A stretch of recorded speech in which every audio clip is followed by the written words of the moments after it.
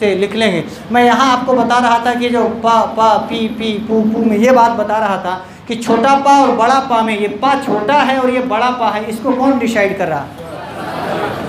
इसको पा में विद्यमान स्वर डिसाइड कर रहा है।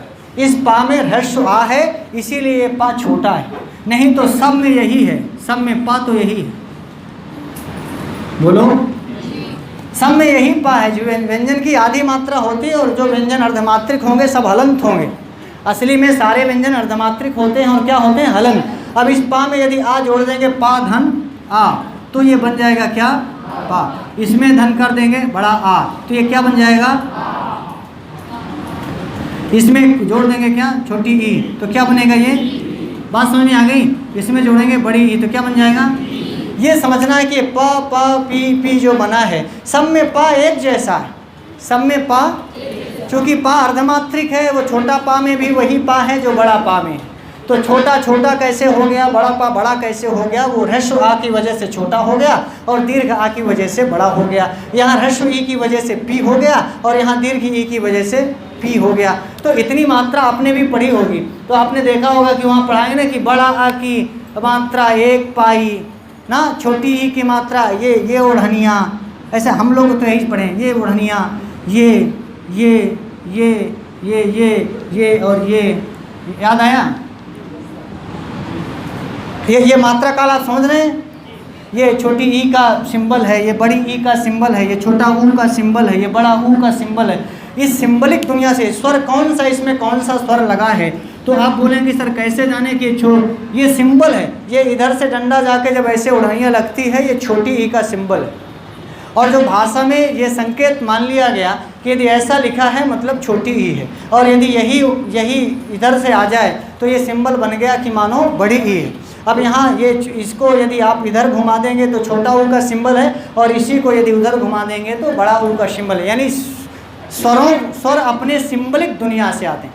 आपने देखा होगा ना कि YouTube जब आप खोलते होंगे तो YouTube में एक ऐसी बटन बनी होती, ऐसी देखा आपने? नहीं बना होता? आपने WhatsApp खोला होगा तो एक ऐसा गोला गोला, फिर इसमें हरा हरा होता, फिर ऐसे एक फिर निकला होता। ये क्या? ये सिंबल है। ये सिंबल है जो बता रहा है कि WhatsApp है।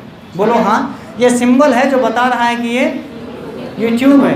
तो आप पूरे अपने मोबाइल से पढ़िएगा तो आप देखेंगे उसमें सब सिंबल में होता है। सब क्या होता है? सिंबल में। कौन? गूगल है तो गूगल का अपना एक सिंबल है। सब चीज़ों, कोई सा भी ऐप लेंगे तो ऐप एक सिंबल में होता है। ऐसी सारे स्वर किसमें हैं? सिंबल में। सारे स्वर किसमें हैं? अच्छा, इनका कोई सिंबल नहीं, क्यों?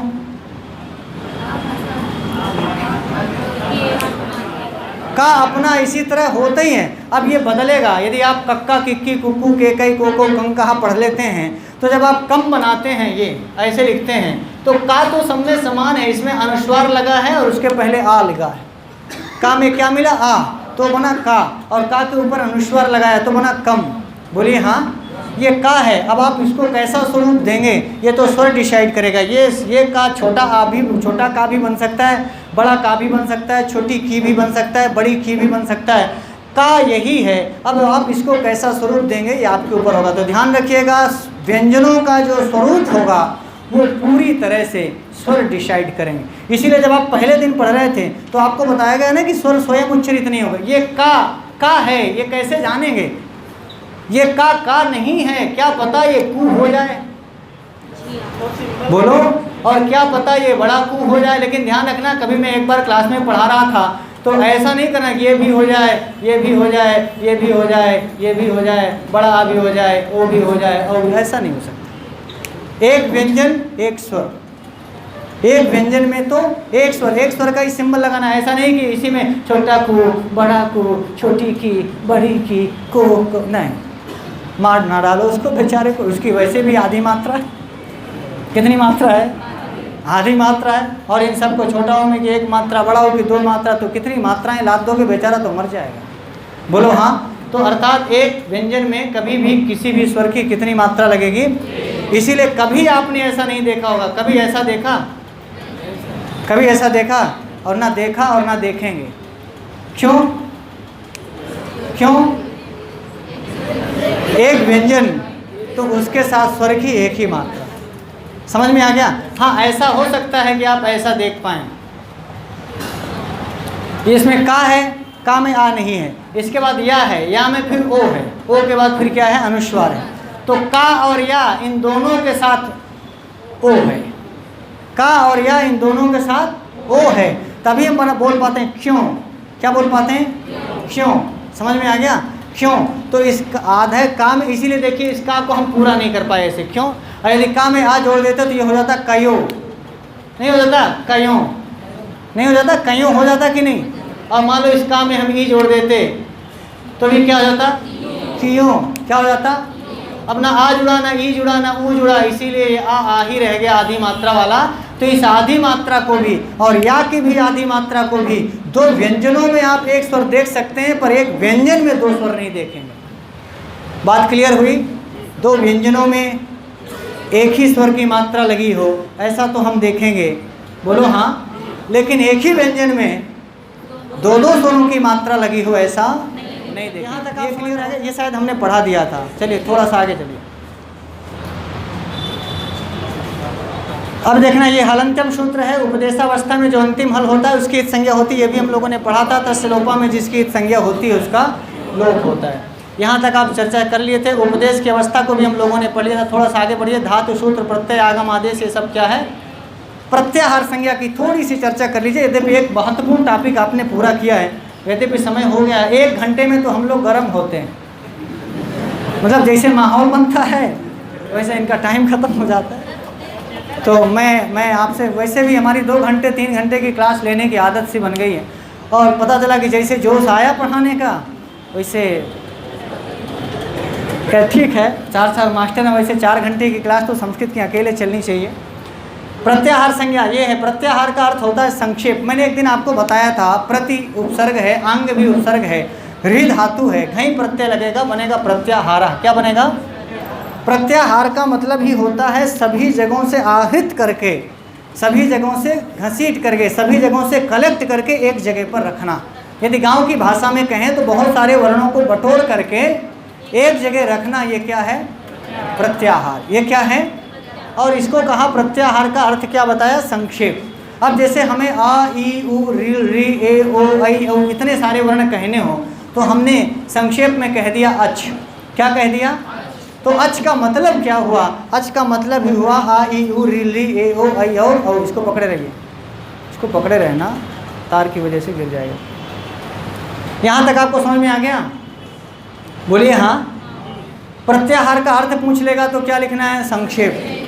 प्रति उपसर्ग है और आंग उपसर्ग है, ह्री धातु है। मान लो पूछे, वैसे पूछेगा नहीं, पर आप जाने रहिए हमारे यहाँ 22 उपसर्ग हैं। उपसर्गों की चर्चा भी मैं आपसे करूँगा। प्रत्याहार में प्रति उपसर्ग दिख रहा होगा, दिख रहा है।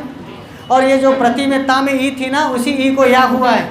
हमारे यहाँ यण संधि होगी, मैं आपको आगे बताऊँगा। जो लोग संस्कृत के विद्यार्थी नहीं है वो डरे नहीं, आप ये जाने रहे हैं प्रति उपसर्ग दिख रहा है। और आंग में जो या बड़ा हो गया है वो आंग उपसर्ग के कारण है, और हा में जो हा दिख रहा है ना वो हि धातु का है।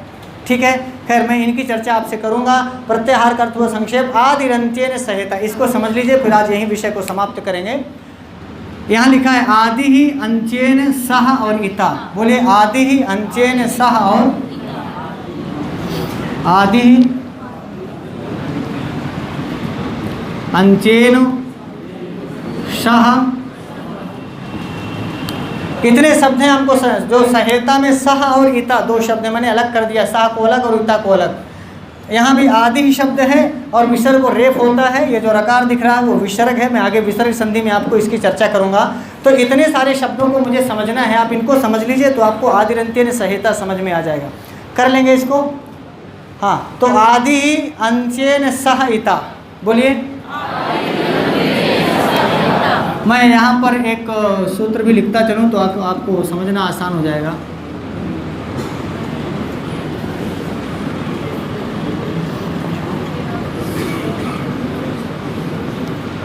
आदि माने आदि वर्ण। आदि माने, आप याद करिएगा कल हम लोग माहेश्वर सूत्र पढ़ रहे थे तो उसमें अंतिम इत वर्ण होता था। अयुण में जैसे णा है, ऋलिक में जैसे का है, एयोंग में जैसे अंगा है, अयोच में जैसे चा है। ठीक है, तो आप देखिएगा। अच्छा, सम आ, ई, उ, री, ली ये सारे वर्ण हैं। हमने कहा आदि ही अंत्येन इता सह, अंतिम इत के साथ। अंत्येन माने इता माने इत किसको कह रहे थे? जो अ ई उ ण के अंत में णा है वो क्या है? इत है। जो ऋलिक के अंत में है वो का, ये इत है। एयोंग में अंगा क्या है? अयोच में चा क्या है? बिल्कुल अंतिम इता को पकड़ लेना। अंत्येन इता सह, अंतिम इत वर्णों के साथ, अंतिम इत वर्णों। यदि आदि वर्ण मिल जाए तो प्रत्याहार हो जाता है। आदि माने आदि पहला ना, हाँ। तो आप ये ध्यान रखिएगा। अब जैसे हम लोग अच प्रत्याहार बना रहे थे, क्या बना रहे थे? तो आदि क्या है और अंतिम इत कौन हुआ? सब अंतिम इत है। ऋणा से भी मिला दोगे आ को तो भी ये ऋणा अयोड़ का अंतिम इत ही है। अण प्रत्याहार भी तो बनता है। इस आ को यदि आप णा से मिला ये भी अंतिम इत है, आ को आप का से मिलाएंगे ये भी अंतिम इत है, आ को आप चा से मिलाएंगे ये भी अंतिम इत है, या ए से आप अंगा को मिलाएं ये भी अंतिम इत है। आप देखिएगा प्रत्याहार बनता कहते हैं। सिस्टम बनाया, एक सिस्टम बता रहे हैं। अच्छा, आदि वर्ण के बारे में एक चीज़ आप अपने लिए, आदि माने पहला वर्ण नहीं होता, प्रत्येक वर्ण स्वतंत्र है, इसलिए प्रत्येक वर्ण जहाँ से शुरू हुआ वही उसका आदि। इसीलिए देखिए आ के बाद ई है, ई से भी हम प्रत्याहार बनाएंगे ना, जैसे इन प्रत्याहार बनाएंगे या इक प्रत्याहार बनाएंगे। तो इक प्रत्याहार में आदि वर्ण कौन है? ई। आदि वर्ण कौन है? यदि उप प्रत्याहार बनाएंगे तो आदि वर्ण कौन है? उ। एंग प्रत्याहार बनाएंगे, एंग। आदि वर्ण कौन है? एच प्रत्याहार बनाएंगे, एच। तो आदि वर्ण कौन है? और अंतिम इत कौन है? एच में। तो सूत्र ने कहा कि ऐसा आदि वर्ण जो अंतिम इत के साथ मिल जाए तो प्रत्याहारा। इस बात को क्लियर कर रहे हैं। ये बात समझ में आ गई। आदिरंत्येन सहायता समझ में आ जाएगा। सिस्टम के साथ समझिएगा। सूत्र तो यही है, आदिरंत्येन सहायता। सवाल पूछेगा प्रत्याहार करने वाला सूत्र कौन सा है? प्रत्याहार संज्ञा किस सूत्र से? आदिरंत्येन सहायता सूत्र कौन सी संज्ञा करता है? प्रत्याहार। यदि आदि वर्ण अंतिम इत के साथ मिले तो क्या बनेगा? बहुत बढ़िया। आदि वर्ण अंतिम इत के साथ मिले तो क्या बनेगा? अंतिम इत वर्ण किसके साथ मिलेगा तो प्रत्याहार बनेगा? या आदि वर्ण किसके साथ मिलेगा तो प्रत्याहार बनेगा? ये सूत्रों से बनने वाले सवाल हैं जो आपको समझना है। आदिरंत्येन सहायता सवाल कैसे, लोग कहें सर उल्टा पूछ दिया था, तो यार उलट पुलट लंका सब जारी क्यों नहीं कर लेते? ऐसे क्यों नहीं समझ लेते कि सवाल कैसे भी पूछेगा तो हम कर लेंगे? चाहे ये पूछे कि अंतिम इत के साथ कौन सा वर्ण मिलेगा तो प्रत्याहार बनेगा। हम आदिरंत्येन सहायता पढ़ें तो आदि वर्ण मिलेगा तो प्रत्याहार बने, या आदि वर्ण के साथ कौन सा वर्ण मिला दिया जाए तो प्रत्याहार बने। अंतिम इत वर्ण, इत कहना पड़ेगा, अंत्येन इता, ये नहीं भूलना। आ के आ और ई ऐसा करें कि औ प्रत्याहार, नहीं नहीं नहीं नहीं, औ नहीं बनेगा। क्यों नहीं बनेगा? ऊ अंतिम इत नहीं, बोलिए ऊ अंतिम इत। हम बनाए कि अलरी प्रत्याहार, अलरी अलरी बनाए, क्यों नहीं बना? सूत्र ने कहा था कि आदि वर्ण के साथ अंतिम इत वर्ण मिलेगा। क्या मिलेगा? तो क्या अलरी इत वर्ण है? नहीं है, इसीलिए अलरी प्रत्याहार नहीं बना, इसीलिए ऐ प्रत्याहार नहीं बना, इसीलिए औ प्रत्याहार नहीं बना, ऐ प्रत्याहार नहीं बना। जब भी बनेगा तो अंतिम इत वर्ण होना ही चाहिए।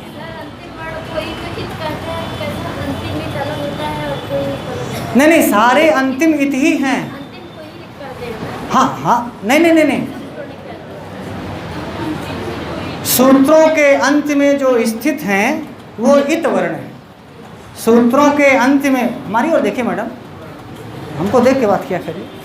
बहुत सारी चीज़ें तो हमको देखने से आपको क्लियर हो जाएंगी। मैं हंसने के लिए कह रहा था। अंतिम इत वर्ण का मतलब ये था कि जब हम अयुल ऋलिक पढ़ रहे थे ना, तो ये बताया गया भाई कि आ ई उ णा में इत कौन है।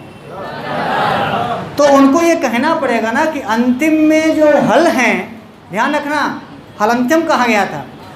इन सूत्रों में स्थित जो अंतिम हल वर्ण हैं, क्या कहा गया था? वो इत संज्ञक है। याद करिए। हाँ, थोड़ा सा भी गड़बड़ा जाएगा तो गड़बड़ हो जाएगा काम। दुल्हा अलग है, बल्हा अलग है। बल्हा उसी तरह दोली ओली में बैठ के जाता है, तो आप बल्हा को दुल्हा समझ रहे हैं, गड़बड़ कर रहे हैं, गड़बड़ हो जाएगा। सूत्रों में विद्यमान जो अंतिम हलंत वर्ण है वो इत संज्ञक बताया गया। समझ में आया?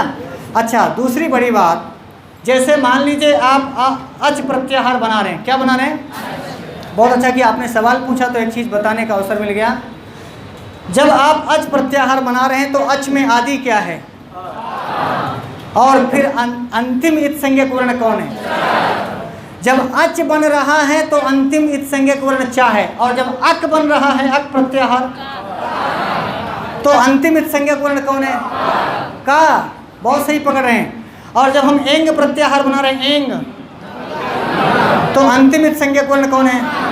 अर्थात जो प्रत्याहार हम बना रहे हैं उसमें एक शब्द आदि होगा और एक शब्द अंत्य होगा, और जो अंत्य वर्ण होगा उसकी एक कंडीशन है, वो इत संज्ञक ही होगा।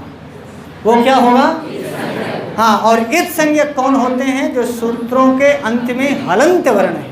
जो 14 सूत्रों के अंत में, तो 14 सूत्रों के अंत में जितने हलंत वर्ण हैं वो इत संज्ञक हैं, तो आप इत संज्ञक पकड़ लेंगे। और जिस भी वर्ण को लेकर के आप प्रत्याहार बनाएंगे वह वर्ण वही आदि है। वो क्या है? आदि। तो आदि का मतलब पहला नहीं कि आ से आप बनाए, नहीं तो फिर इन प्रत्याहार नहीं बनेगा। आयुण के बीच में ई है ना।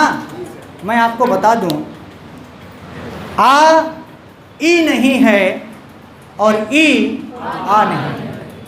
बोलो हाँ। आ ई नहीं है और ई आ नहीं है, इसलिए आ स्वतंत्र है, वैसे ही ई भी स्वतंत्र है। जब ईण प्रत्याहार बनेगा तो आदि वर्ण ई होगा, और जब अण प्रत्याहार बनेगा तो आदि वर्ण। आदि वर्ण का मतलब सिर्फ ये नहीं हुआ कि पहला वर्ण, नहीं, हम समझने में गलती करेंगे। यदि आदि वर्ण का मतलब हम अयुण का आ समझेंगे तो अयुण से फिर एक ही प्रत्याहार बनेगा, बस आ से लेकर। इण कैसे बनेगा? उण कैसे बनेगा? बोलिए। यह आप ध्यान रखिएगा, प्रत्येक स्वर आदि है, क्योंकि स्वर ऑलरेडी स्वतंत्र हैं। क्या हैं? और स्वर वर्ण नहीं, प्रत्येक व्यंजन अपनी स्वतंत्र सत्ता रखता नहीं। का काम चा से चलता है क्या? चा चम्मच का काम टा टमाटर से चलता है? या टा टमाटर का काम पतंग से चलता है? नहीं। तो जब सबका चली जाता तो 33 व्यंजन लिखने की जरूरत ही नहीं थी। 33 व्यंजन हैं, सब स्वतंत्र हैं, 9 स्वर हैं, सभी स्वतंत्र हैं, इसलिए प्रत्येक स्वर आदि है। प्रत्येक स्वर क्या है?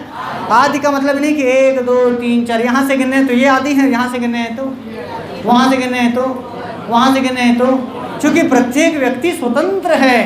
क्या गिनती जरूरी है क्या कि यहीं से हो? नहीं नहीं, उधर से भी हो सकती है, बीच से भी हो सकती है, पीछे से भी हो सकती है, किनारे से भी हो सकती है। प्रत्येक व्यक्ति यहाँ पर स्वतंत्र है। बोलो हाँ। और इसका बड़ा सबूत है, आपका घर अलग है, आपका